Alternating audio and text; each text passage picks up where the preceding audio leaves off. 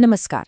आज हम इस बात की गहराई में जाएंगे कि आखिर पाकिस्तान में अमेरिका और ईरान के बीच हुई 21 घंटे की मैराथन बातचीत क्यों फेल हो गई और कैसे ये नाकामी दुनिया को एक नए संकट के बिल्कुल मुहाने पर ले आई है। चलिए समझते हैं कि उन बंद दरवाजों के पीछे असल में हुआ क्या था। सोचिए जरा, पूरे 21 घंटे नॉन स्टॉप बातचीत, 3 राउंड। यहाँ सिर्फ बातें नहीं हो रही थी, बल्कि दुनिया की दो बड़ी ताकतों के बीच शांति की जो आखिरी उम्मीद बची थी वो दांव पर लगी थी। ये कोई आम मीटिंग नहीं थी, ये तो कूटनीति की एक ऐसी बिसात थी जहां हर एक चाल का मतलब या तो जंग होता या अमन।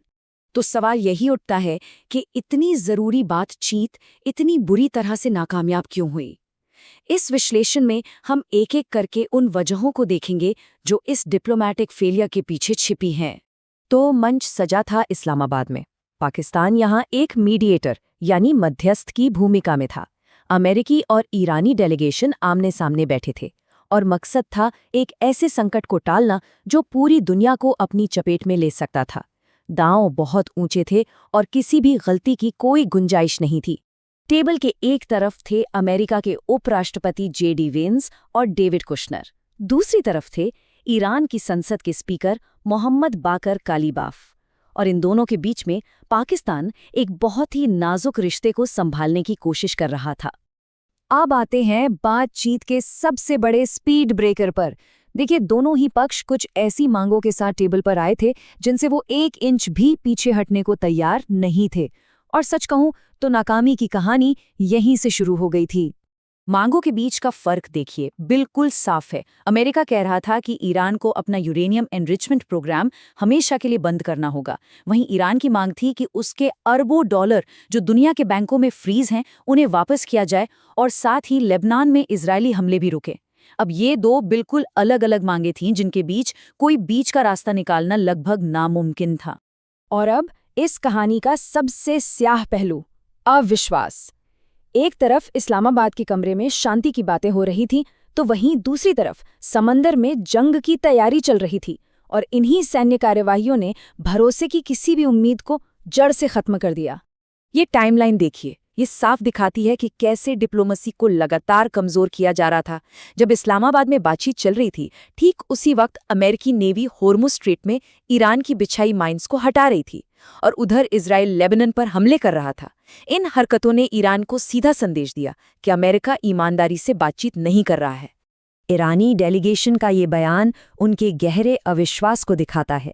उन्हें लग रहा था, और शायद उनके पास पुराने अनुभव भी थे, कि अमेरिका शांति की आड़ में सिर्फ वक्त निकाल रहा है ताकि वो अपनी मिलिट्री स्ट्रैटेजी को और मजबूत कर सके। अब देखिए कि कैसे ये पूरी बातचीत दो अलग अलग भाषाओं में हो रही थी। एक तरफ ईरान था जो अपनी पुरानी तकलीफों और यादों की जुबान में बात कर रहा था, और दूसरी तरफ था अमेरिका जो अपनी मिलिट्री ताकत की भाषा में जवाब दे रहा था। ईरान ने जिस तरह के सिंबल्स का इस्तेमाल किया वो बहुत पावरफुल थे। वे जिस प्लेन से आए थे उसका नाम था मीनाब 168। ये सिर्फ एक नाम नहीं था, ये अपने आप में एक बहुत गहरा संदेश था। 168 ये संख्या उन बच्चों और स्टाफ की है जो मीनाब के एक स्कूल पर हुए हमले में मारे गए थे। ईरानी डेलीगेशन ने प्लेन की खाली सीटों पर उन बच्चों के खून से सने बैग और जूते रखे थे। ये एक जबरदस्त रिमाइंडर था कि वो उन बेगुनाह लोगों के लिए इंसाफ मांगने आए हैं। ईरान के इस इमोशनल सिंबल के जवाब में अमेरिका ने कुछ कहा नहीं, बल्कि अपनी मिलिट्री ताकत का एक जबरदस्त प्रदर्शन किया।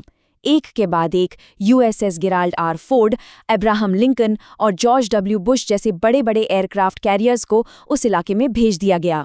संदेश बिल्कुल साफ था, हम ताकत की भाषा में बात करेंगे। इस डिप्लोमैटिक फेलियर के फौरन बाद ही इसके खतरनाक नतीजे सामने आने लगे हैं। अमेरिका ने अब अपनी रणनीति बदल दी है। वो बातचीत के रास्ते से हटकर अब आर्थिक नाकेबंदी की तरफ बढ़ रहा है। अमेरिका अब वेनेजुएला मॉडल को अपनाने की तैयारी में है। इसका सीधा मतलब है ईरान पर एक ऐसी आर्थिक नाकेबंदी लगाना जो उसके तेल एक्सपोर्ट को पूरी तरह से ठप कर दे, उसे दुनिया के व्यापार से अलग थलग कर दे और उसकी इकोनॉमी पर इतना दबाव डाले कि वो घुटने टेकने पर मजबूर हो जाए। और ये है अमेरिका का प्लान। वे अपने वॉरशिप्स का इस्तेमाल कर ईरान के सबसे बड़े तेल टर्मिनल खर्ग आइलैंड को घेर लेंगे। इससे ईरानी टैंकर बाहर ही नहीं निकल पाएंगे। मकसद सीधा है, ईरान की अर्थव्यवस्था की कमर तोड़ना। और इसका असर दिखना शुरू भी हो चुका है। हॉर्मुज़ स्ट्रेट, जो दुनिया का सबसे अहम तेल का रास्ता है, वहां से व्यापार लगभग रुक सा गया है। इस रास्ते से जहाज़ों की आवाजाही थम गई है, जो कि पूरी दुनिया की इकोनॉमी के लिए एक बहुत बड़ा खतरा है। तो हम एक बहुत ही खतरनाक मोड़ पर आ खड़े हुए हैं।